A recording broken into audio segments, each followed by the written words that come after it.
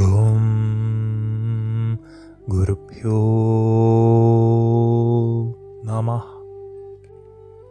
ഏവർക്കും പ്രണാമം. നമുക്ക് ശ്രീ വാൽമീകി രാമായണം കഴിഞ്ഞ ഭാഗത്തിൻ്റെ ബാക്കിയിലേക്ക് തന്നെ മടങ്ങാം.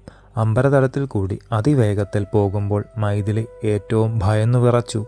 കരഞ്ഞും ദ്വേഷപ്പെട്ടും കൺകലങ്ങിയ ദേവി കോരനായ രാക്ഷസനോട് ദീനദീനം പറഞ്ഞു: നീചനായ രാവണ, ഇത്തരത്തിൽ ദുഷ്ടകർമ്മം ചെയ്യുന്ന നിനക്ക് നാണം എന്നൊന്നുണ്ടോ?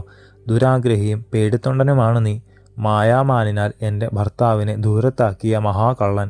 എൻ്റെ ശുശൂരനായ മഹാരാജാ ദശരഥൻ്റെ സുഹൃത്തും വയോവൃദ്ധനുമായ ഗൃധ്ര രാജാവ് എന്നെ രക്ഷിക്കുവാൻ ഒരുങ്ങി. കിഴവനായൊരു പക്ഷിയെ വെട്ടിവീഴ്ത്തിയ ഹേ രാക്ഷസാധമാ, നിന്റെ ശൗര്യം കേമം തന്നെ. മഹാമാനിയായ നീ പേർ പറഞ്ഞ് പോർ ചെയ്ത് വിജയിച്ചിട്ടാണല്ലോ എന്നെയും കൊണ്ടുപോകുന്നത്. ഇത്രയും അധികം നിന്ദ്യകർമ്മങ്ങൾ ചെയ്ത നിനക്കൊരു ലജ്ജയും തോന്നുന്നില്ലല്ലോ. കഷ്ടം. മഹാശൂരനാണെന്ന് സ്വയം പ്രഖ്യാപിക്കുക, നടിക്കുക, എന്നിട്ട് വിജനത്തിൽ നിന്ന് ഒരു സ്ത്രീയെ കൂട്ടിക്കൊണ്ടു പോവുക. ഏതൊരാൾ ഇതിനെ ചീത്ത എന്നല്ലാതെ പറയും? എൻ്റെ ബലം അതുല്യമാണ്, ശൗര്യം അവാച്യമാണ് എന്നും മറ്റും കുറേ നേരം പ്രസംഗിച്ചുവല്ലോ. അതെല്ലാം വെറും ആത്മപ്രശംസ മാത്രം.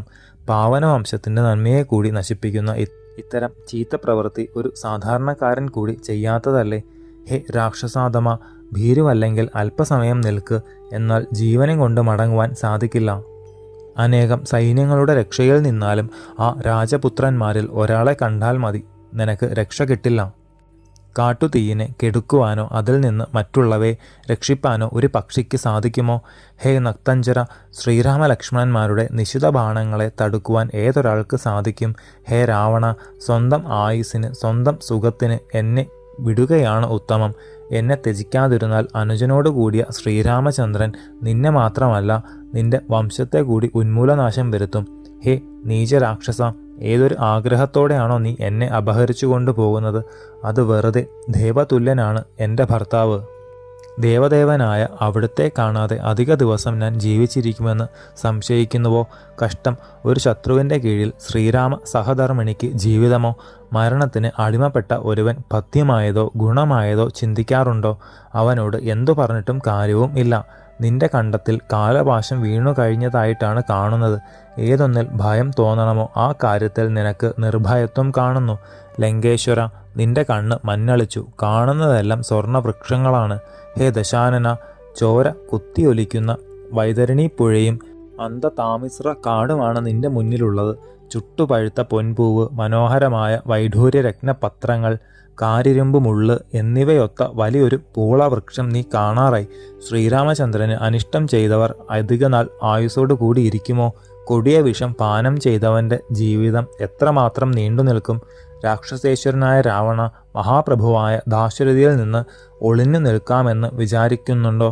ഏതൊരു സ്ഥലത്താണ് കണ്ടിട്ടുള്ളത്? മൃത്യുപാശം കഴുത്തിലണിഞ്ഞ നിനക്ക് എവിടെ ചെന്നാൽ സുഖം കിട്ടും? 14,000 അസുര പടയോടുകൂടി വന്ന കരനെ അനുജനെ കൂടി കൂട്ടാതെ കണ്ണിമിക്കുന്ന നേരത്തിൽ കൊന്നുവീഴ്ത്തിയ എൻ്റെ ജീവനാഥൻ ധർമ്മപത്നിയെ അപഹരിച്ച നിന്നെ വെറുതെ വിടുമെന്ന് സംശയിക്കുകയോ?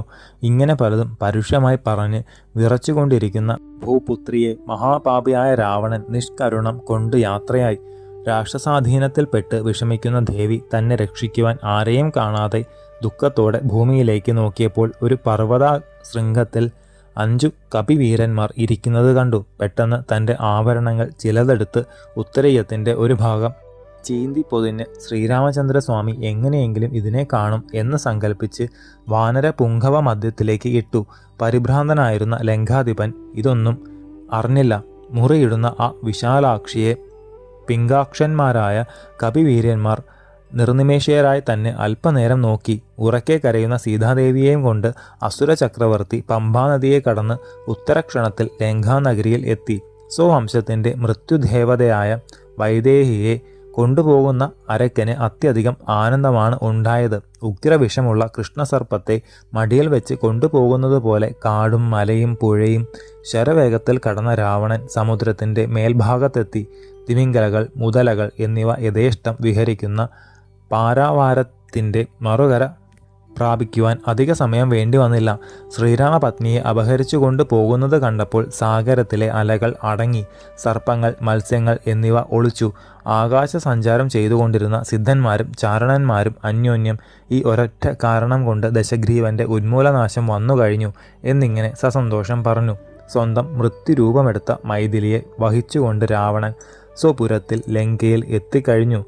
ശേഷം ചരിതം നമുക്ക് അടുത്ത ഭാഗത്തിലൂടെ കാണാം. ഗുരുപാദങ്ങളിൽ സാഷ്ടാംഗ പ്രണാമത്തോടെ നമസ്കാരം.